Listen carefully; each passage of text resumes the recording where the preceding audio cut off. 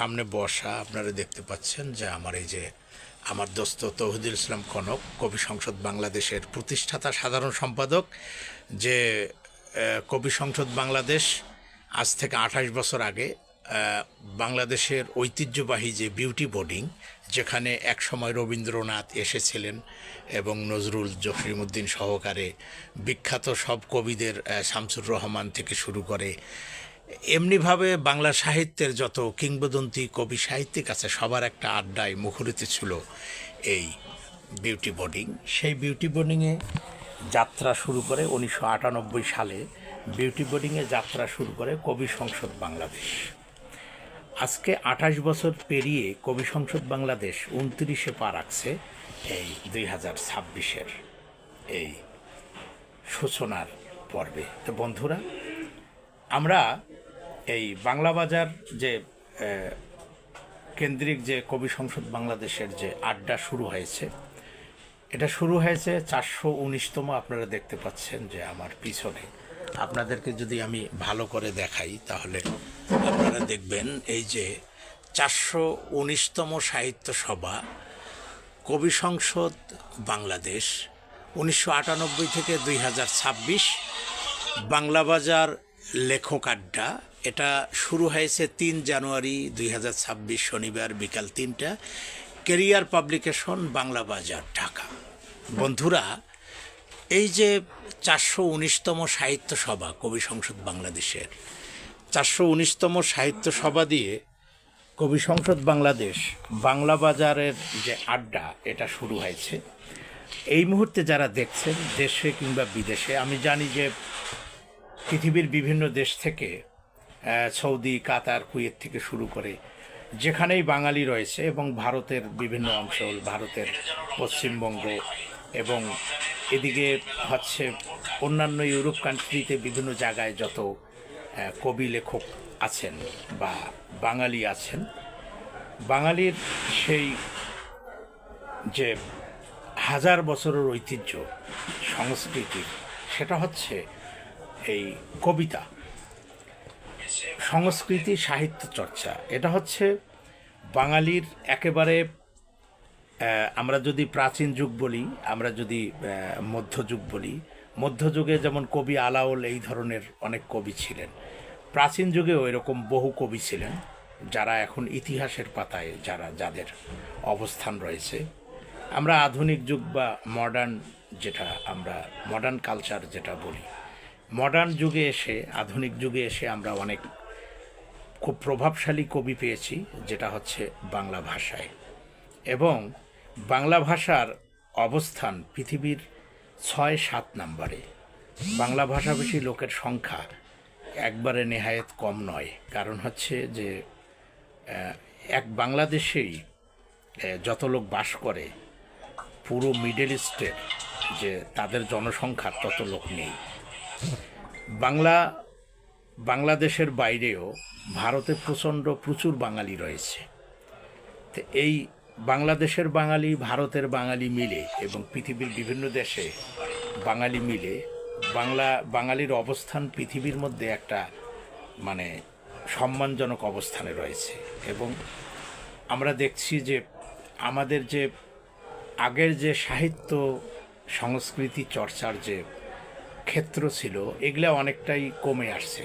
তো সেক্ষেত্রে একজন তৌহিদুল ইসলাম কনক দীর্ঘ 98 সাল থেকে 26 সাল পর্যন্ত যেভাবেই হোক না কেন এই কবি সংসদের মাধ্যমে এই নতুন, তরুণ, প্রবীণ সব ধরনের যে কবি যারা লেখে, যাদের মধ্যে লেখার প্রেরণা রয়েছে, তাদেরকে উজ্জীবিত করে এ পর্যন্ত নিয়ে আসা, এটা অনেক বড় দায়িত্বশীলতার পরিচয়। এবং অনেক বড় হচ্ছে মানে সংস্কৃতিকে হৃদয়ে লালন না করলে বা সংস্কৃতিকে ভালো না বাসলে এটা সম্ভব না।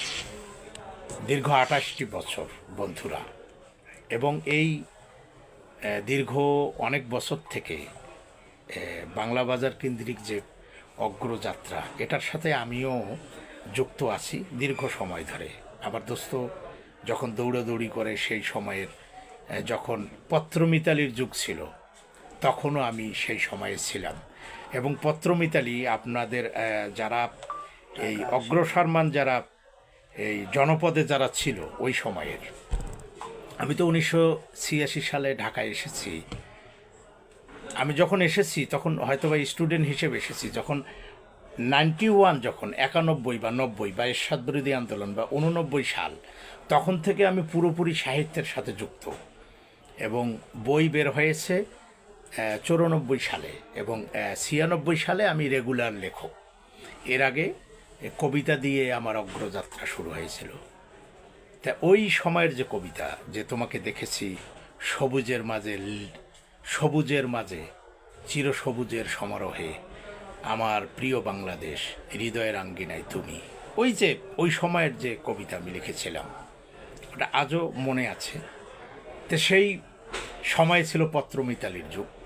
চট্টগ্রাম থেকে অনেক সময় ছোট ছোট চটি পত্র বের হতো, আমাদের বাংলা বাজার থেকেও বের হতো, বিভিন্ন জায়গা থেকে বের হতো। বিনোদন বলতে শুধুমাত্র এই ছোট ছোট ম্যাগাজিনগুলো ছিল, এর মধ্যে ছিল কিছু কমার্শিয়াল ম্যাগাজিন ছিল। এই যে তখনকার যে সাহিত্যের যে চর্চা, মানে এটা বলতে গেলে অনেকেই হয়তো বা ভাববে যে সেই সোনালি দিন। আমরা এখান থেকে, আমার স্পষ্ট মনে আছে, আমরা পল্টনে যেতাম, পল্টনে গিয়ে মণিসিং টাওয়ারের সামনে পুরান বইয়ের দোকান তখনও ছিল, তখন আমরা ম্যাগাজিনগুলো সংগ্রহ করতাম। এই যে এখানে জুরাইনে যে আলম মার্কেট, সেই ইতিহাস মনে আছে কিনা জানি না।